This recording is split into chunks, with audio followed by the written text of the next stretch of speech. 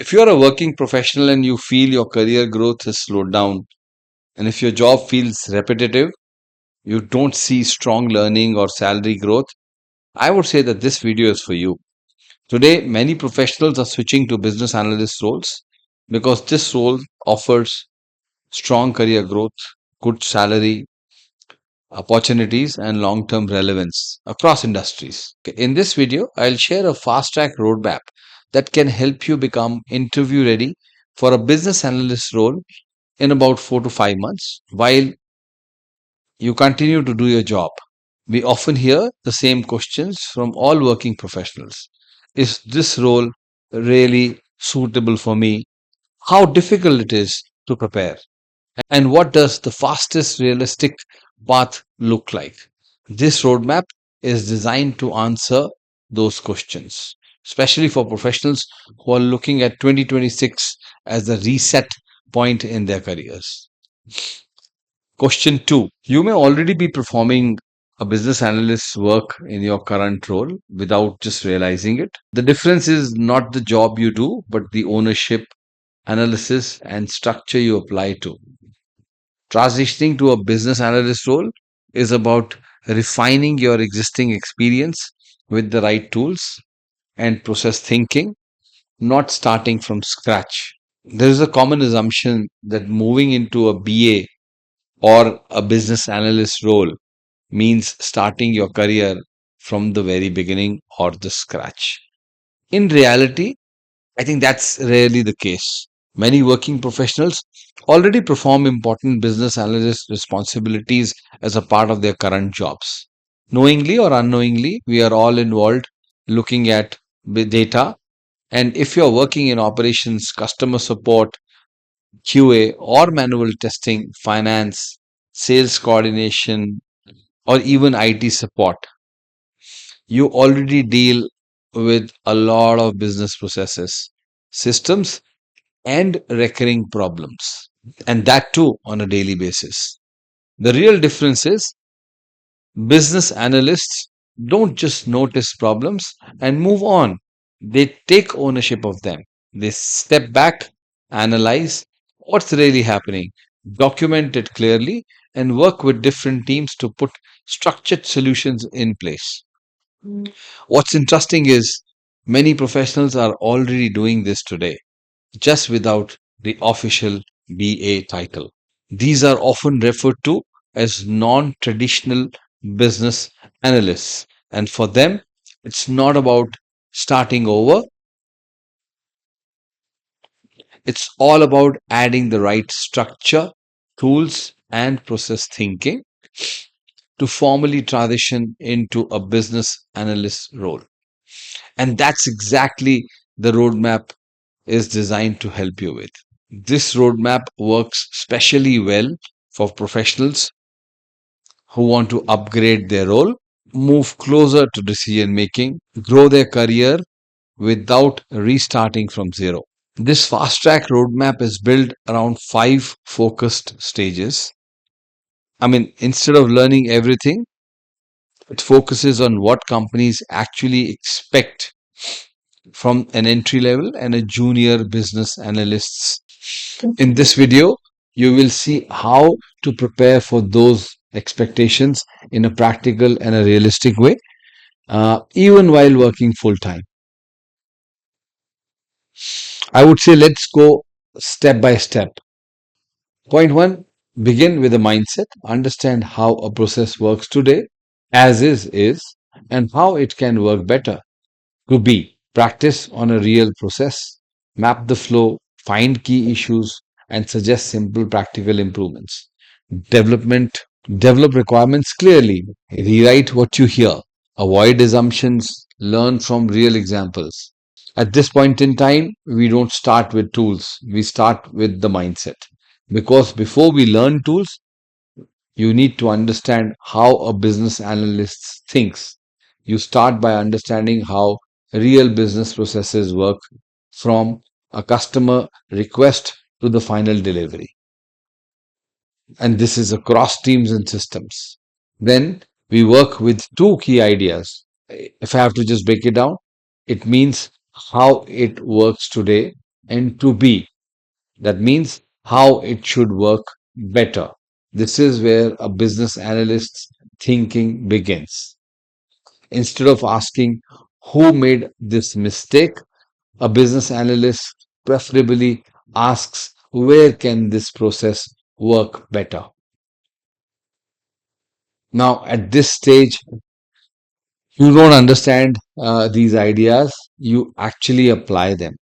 Step one, pick one real process from your current work, a support request flow, an approval process, or how work moves between teams. Step 2. Draw the as is process using a swim lane style flow where each team or role has its own lane so you can clearly see how work moves. And step 3, we study the flow and identify where probably the delays happen, where follow ups increase, where rework occurs, and limit this to three key friction points that truly affect the process. Step 4. Let us just now propose one or two realistic improvements. I would say practical changes, not the theoretical ideas. In step 5, let's explain the impact in a very simple language. How this reduces delays and improves clarity or makes the process smoother for everyone involved. Along with this, you also start preparing yourself independently. Step 6. Whenever you hear a requirement, just take a pause, rewrite it in your own words. This is to check whether it is clear, specific, and actionable. Step 7. Be conscious of common mistakes to avoid, as assuming requirements, using vague language, or even jumping to solutions too early. Step 8.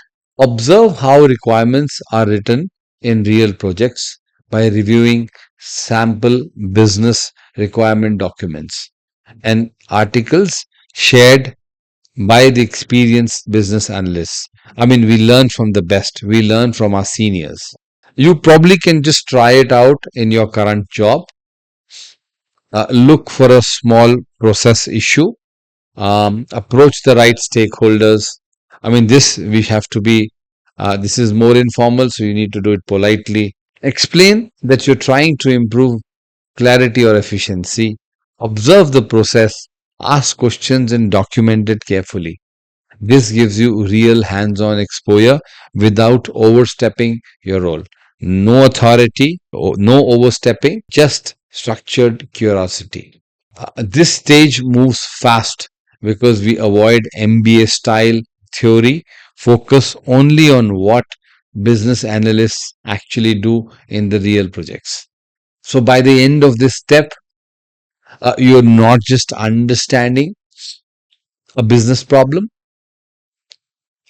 you are learning how to break them down, structure them clearly, and think the way a business analyst is expected to think on the job. Here comes phase two. Now that your business thinking is clear, the next question is how do you support your decision with facts? I mean, that's where tools probably come in. But here's the important part. You are not learning tools to become a technical expert. You're learning tools to support business thinking. So, for example, we start with Excel, but I mean, I would say not with the formulas. Step one, take any data set that you can find, be it a sales data, customer data, support tickets, or any data sets available online. Step 2, practice three simple things. Very, very basic. Practice three simple things. One, cleaning the data. Second, organizing the data. Third is summarizing the data. I would say step 3, we need to ask ourselves, can I look at this data and clearly explain what is happening? You should be able to say sales increased here, complaints are high here, delays are happening here. That level of clarity is enough. And then comes basic SQL. Step 4. For a business analyst, I think SQL is not about writing complex codes or queries. It's about understanding how business data is stored and how do we retrieve uh, the exact information that is required. You focus only on select. I mean, this means to fetch data, where talks about filtration of the data, group by to summarize the data, and order by to sort the data. Basic join, combine the data from two tables, and that is enough for a business analyst at this stage. The goal is very simple. You should be able to pull specific information on your own instead of waiting for someone else to send the reports. How to prepare for this? Practice SQL on interactive platforms that provide ready made databases and exercises where probably you can run queries on sample business data sets. You actually don't need advanced SQL, you only need the confidence in assessing and understanding business data. That's the key. After this, we probably move on to one visualization tool. This is, in all fairness, be it Power BI or Tableau. Step 5. Take your Excel data, turn it into simple charts or a dashboard that tells a clear story in just flat 30 seconds. Design here is not the focus, clarity is. And once there is clarity, let's move on to a one visualization tool, Power BI or Tableau. Now, very important, what to do and what to avoid. Certain do's. Focus on understanding data patterns. Practice explaining insights in simple words. Connect data to business problems. Certain don'ts.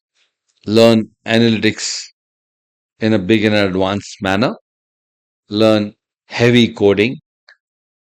Probably jump between too many tools. And just remember, tools are basic support. They are not the end goal. By the end of this stage, you should be able to look at business data, find meaningful patterns, explain those patterns clearly while you are in discussions. And once you can do that, you are ready for the next stage. In the next stage, you apply this in the real business projects. Documentation and business communication. Now, here's something very, very important. Being a business analyst is not only about data. A big part of the role is also communication, because a business analyst works right in the middle between business teams who know what they want and between the technical teams who have to build it correctly. And that's where documentation matters. And let me be clear, this is not about writing long or complicated documents or documentation. A good documentation is actually, it is simple, it's clear, and it answers three basic things. What needs to be built, why it is needed, and what outcome the business expects. When documentation is not clear, small gaps they turn into bigger problems. Details get missed, assumptions are not discussed, teams move forward without uh, you know half baked understanding. And so how do you prepare for this stage on your own? I mean, that's another question. Instead of just reading the documents, the focus here probably is on how documentation is actually used in real projects. You start by observing how requirements are structured, how problems are explained, how expectations are written clearly, and how decisions are supported. I mean, as you look at some examples, don't just try to copy the format, focus on the intent behind them. I would say ask yourself, is this requirement easy to understand? Can someone act on this without coming back with more questions? And to practice on your own, take a small process you already understand from your current work and try documenting it clearly. Example, explain what the problem is, what needs to change, and what outcome is expected. Once you have written it down, step back and review it as if you are not the author. Check, is it specific? Is the business goal clear? Are assumptions stated openly? And if someone else can read it and understand what needs to be done without the explanation, I would say you're on the right track. If you want to practice this more systematically, there are also platforms that let you simulate requirements. There are also platforms that let you simulate requirement writing and review your clarity. Using sample business scenarios and structured templates, this can be done. These platforms help you practice documenting problems, checking whether the requirements are clear, and improving how you communicate expectations without waiting for a real project to come your way. And this is pretty critical. In the real projects, many issues don't happen because technology is weak. They happen because expectations were never explained clearly. That's why communication is not optional for a business analyst. In this stage, you consciously practice asking better questions, explaining things without jargon, and using simple visuals when words are not enough. In this stage, we are focusing on what helps you function confidently as a business analyst in real. By the end of this stage, you are able to bring clarity into conversations, and that is one of the most valuable skills a business analyst can have. Projects are where learning becomes experience. Pick up real business scenarios and apply to a structured BA approach from problem to solution. Focus on quality projects, show business thinking, clear analysis, and practical recommendations, not just tools or visuals. Showcase your work clearly, document the problem, your approach, and the impact through a portfolio, documents, and LinkedIn. I mean, this is where everything comes together. In phase three, where everything truly comes together. Till now, you have learned how to think like a business analyst. You've learned the tools. You have learned how to document and communicate clearly. But knowledge alone is not enough. You also need to experience applying it. That's why this stage focuses on projects. And a very common question here is, where do I actually do these projects? I mean, you don't wait for a company to give you one. You don't wait for a company to give you one. You start on your own. You can work on business scenario projects based on real situations companies deal with every single day. These could come from publicly available data sets, case based project scenarios, simulated business problems, or even problems that you observe in the real organizations. The key is not whether the project is live, the key is how do you approach it. In every project, you follow the same structured process. You clearly define the business problem, you analyze data and processes to understand why it is happening. You identify gaps, delays, or inefficiencies. And once done, that's where you recommend realistic business ready improvements. This gives you an end to end business analyst experience from problem identification to analysis to solution design. Now, let's also talk about what kind of projects actually attract hiring teams. Hiring managers are not looking for fancy dashboards. They are looking for projects that show business thinking, structured problem solving, clarity of communication, and practical recommendations. Projects like improving a sales or lead conversion process, reducing customer complaints, optimizing an operational workflow, improving reporting for better decision making. I think 2 to 3 well structured projects are usually enough to make your profile interview ready. Quality matters much more than quantity. Now, how do you showcase these projects? You document your projects clearly. I would say the problem, your approach, your analysis, and your recommendations too. You can showcase this through a simple project portfolio, presentations, or documents, and your LinkedIn profile. On your LinkedIn profile, you talk about the business problems you worked on, how you approached it, and what impact your solution would create. This would help recruiters and hiring managers see that you don't just know the tools, but you know how to think and work like a business analyst.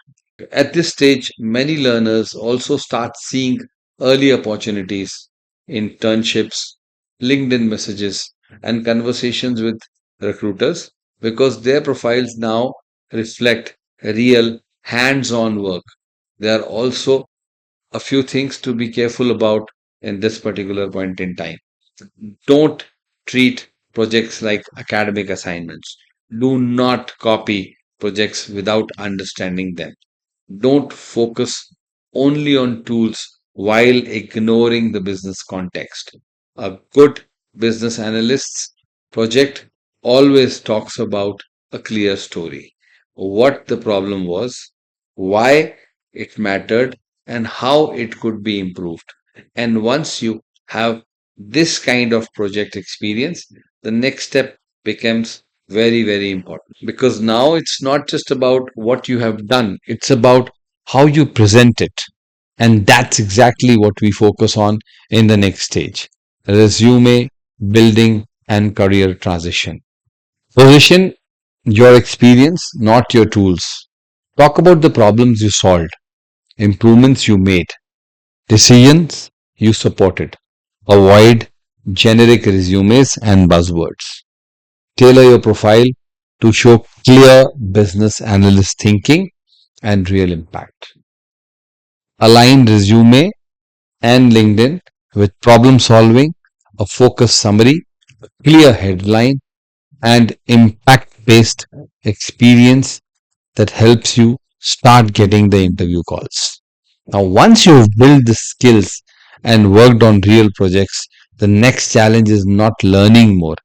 It's about presenting yourself correctly in the job market. Most people make the same mistake again and again.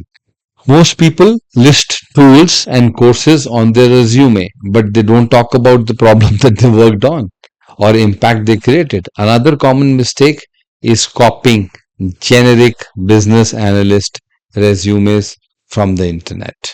That usually makes the profile look entry level, unfocused, and a me too profile. So at this stage, the focus shifts to what actually works. What tends to work well is talking about the business problems you have handled, the process improvements you were part of, and the decision you supported, not just tools that you used. What usually doesn't work is adding too many buzzwords, applying random roles, or hiding your previous work experience. So instead of trying to prepare everything at once, you know where to focus. At the same time, it's important to understand what interviews are generally like. You are not tested like an exam. Most interview discussions usually revolve around how you approached a business problem, how you gathered and clarified the requirements, how you handled unclear situations, and how you validated the solution. So instead of trying to prepare everything at once, you know where to focus. It's a bit like preparing for an exam. You don't read the entire book again, you focus on the important chapters. One important thing to clarify here is interview preparation itself is separate, focused path. It needs time, attention, not rushed up explanations. In this video, the goal is simply to show you how to transition into a business analyst role. How to transition into a business analyst role by aligning your resume, your LinkedIn profile, your role targeting in the right way. We'll cover interview preparation in a separate video where you can probably go a little deeper into the real scenarios and discussions.